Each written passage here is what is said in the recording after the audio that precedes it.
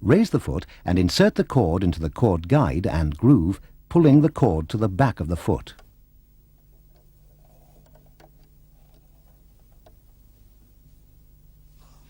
Place the fabric on top of the cord just in front of the upper knife. Make sure that the cord is under the indicating line on the foot and start sewing slowly.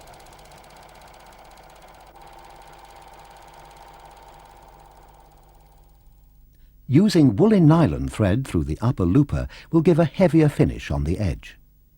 An alternative technique achieved using this foot is to create a decorative corded edge. Set the machine as for rolled hem sewing using the right needle.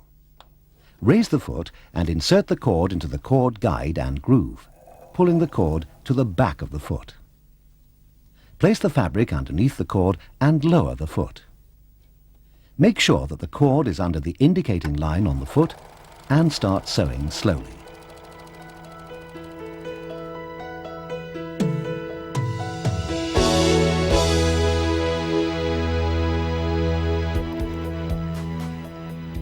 Remove the presser foot and the right-hand needle and attach the beading foot. Open the side and looper covers. Deactivate the upper knife and set the chaining finger at the R position. Loosen the set screw and slide the beading attachment onto the screw from right to left.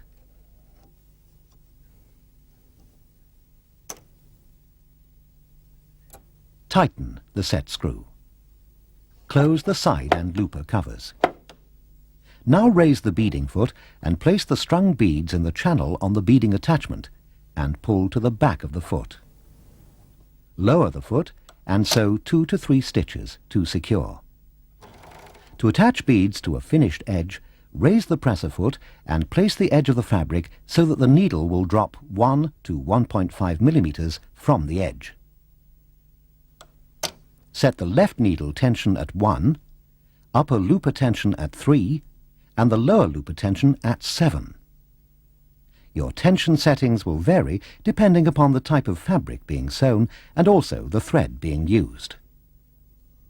Now set the stitch length to between 3 and 4. This setting will vary dependent upon the size of beads you're using. Sew along the edge to give you a beautiful finish.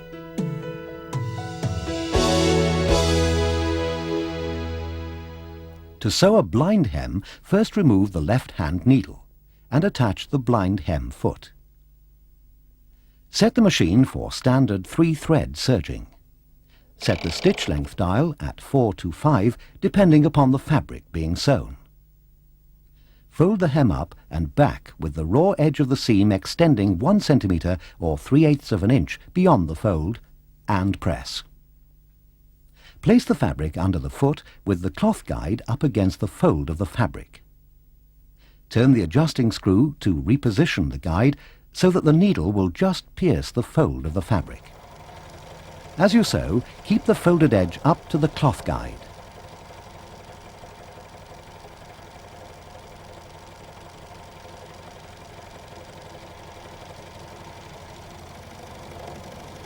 When you've finished your hem, fold back the fabric and press. The stitching should barely show through on the right side.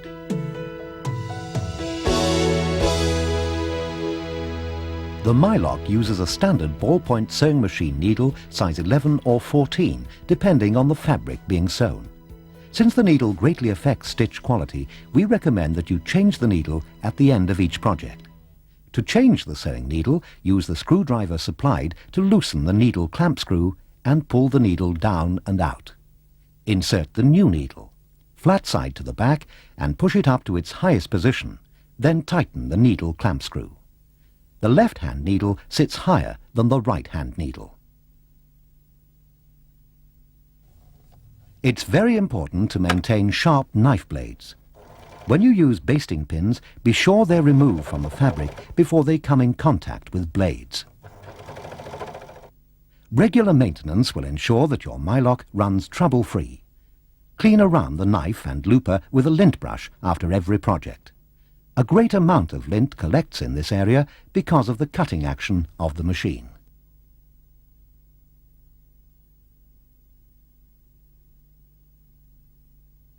Oil your machine regularly to keep it running smoothly. Oiling points are illustrated in your owner's manual. And for those who want that personal touch, why not reserve a place on the overlocking course at the Janome School of Excellence in Stockport? You will get that extra tuition to ensure you really get the most from your new Mylock 634D. Contact the Janome Centre on 0161 406 8010 for full details. Happy sewing with your Mylock.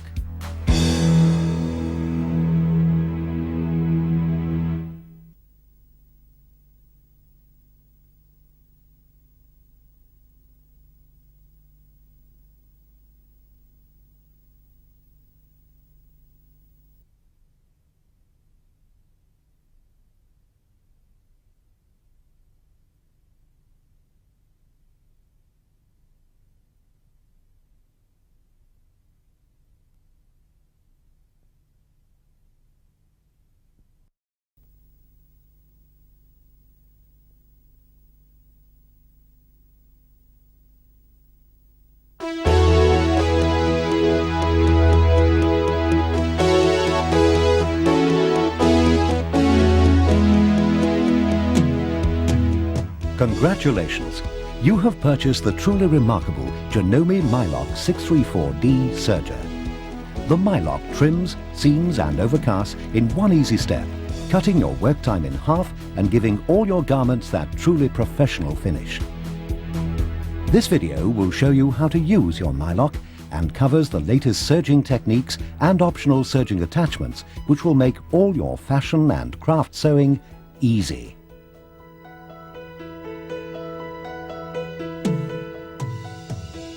Switch the machine on by pressing the power switch located on the right-hand side of the machine. The light will turn on. To thread your Mylock, first extend the thread guide bar to its highest position. Unfold the spool base and place good quality sewing thread onto the spool pins. If you're using small spools, remove the spool holder from the spool pin and put the spool caps on top of the spools of thread. This allows the thread to wind off evenly. Raise the presser foot. This allows the thread to be inserted easily between the tension discs when threading. Slide the looper cover to the right and pull it open. Threading works from right to left, threading firstly the lower looper, then the upper looper, the right needle, and finally the left needle. There is a convenient threading chart for you to follow inside the looper cover.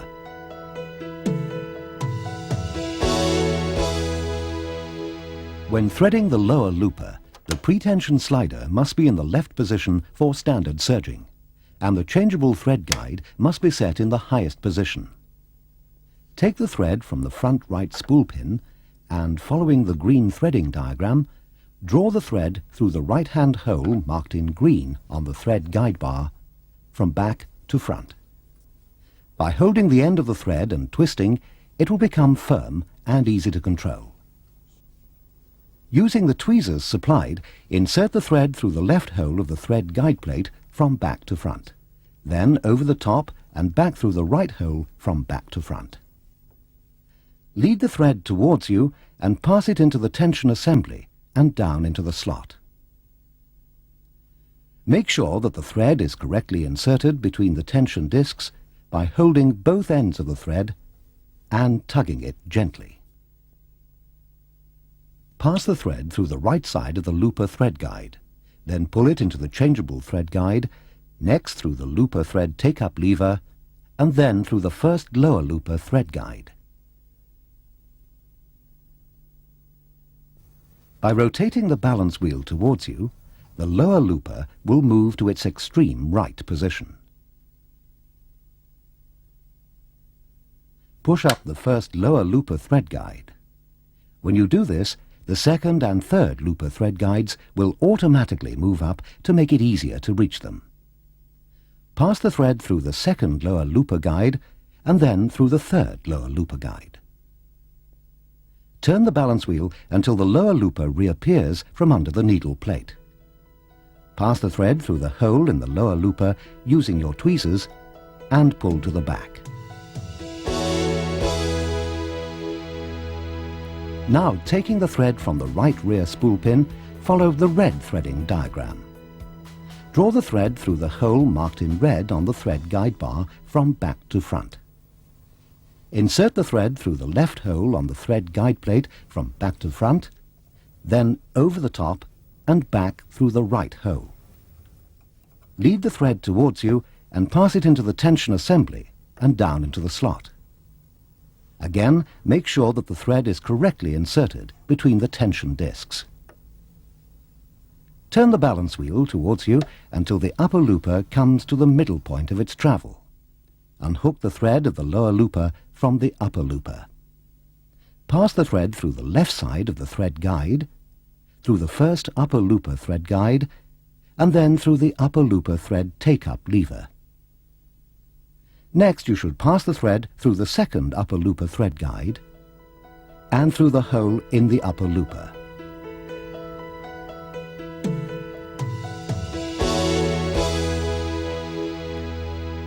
To thread the right-hand needle on your nylock, take the thread from the front left spool pin and follow the blue threading diagram. Turn the balance wheel towards you until the needles are in the highest position.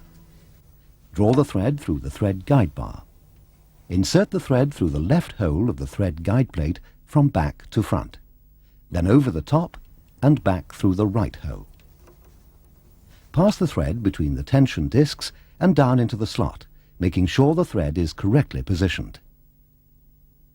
Pass the thread under the first front cover thread guide and under the take-up lever cover from right to left. Guide the thread over the final front cover thread guide. Insert the thread into the right slot of the guide plate and hook it around the needle bar thread guide from left to right. Pass it through the eye of the right-hand needle from front to back. To thread the left-hand needle, take the thread from the rear left spool pin and follow the orange threading diagram. Draw the thread through the thread guide bar. Insert the thread through the left-hand hole of the thread guide plate from back to front and then over the top and back through the right hole. Pass the thread between the tension discs, once again making sure the thread is correctly positioned. Slide the thread under the take-up lever cover from right to left. Guide the thread over the final front cover thread guide. Insert the thread into the left slot of the guide plate and hook it around the needle bar guide from left to right. Pass it through the eye of the left-hand needle from front to back. Set all 4 thread tension dials at 3. Adjustment to the thread tension may be required depending on the type of fabric and thread being used. Now that you've successfully threaded your nylock, place all the threads under the presser foot and to the left. Lower the presser foot and close the looper cover. Holding all the threads, start to sew slowly, allowing the threads to form a chain.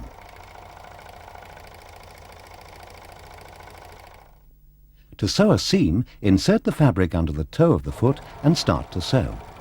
It's not necessary to raise the foot unless you're using very thick fabric. It's important to note that the seam line is where the left-hand needle enters the fabric, not where the blades cut the excess away.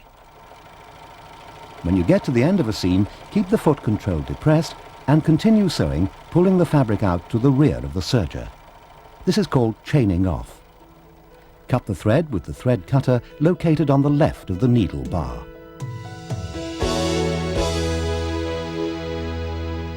On some fabrics, loose loops at the beginning and the end of the seam tend to unravel. To backstitch at the beginning of the seam, ensure there's about 5 centimeters or 2 inches of chain behind the needle. Place the fabric under the presser foot, sew a few stitches and stop. Lift the presser foot and place the thread chain over the seam line and continue sewing over the thread chain. This cuts off the excess. To secure the end of the seam, stitch to the end of the fabric, lift the presser foot and turn your work over towards you without pulling on the threads. Place the fabric back under the presser foot. Sew back along the seam for about 3 to 4 centimeters or 1.5 inches. Run the stitching off the end of the fabric and cut the excess thread away. A very simple method of securing your seams is to separate the thread ends and knot them together.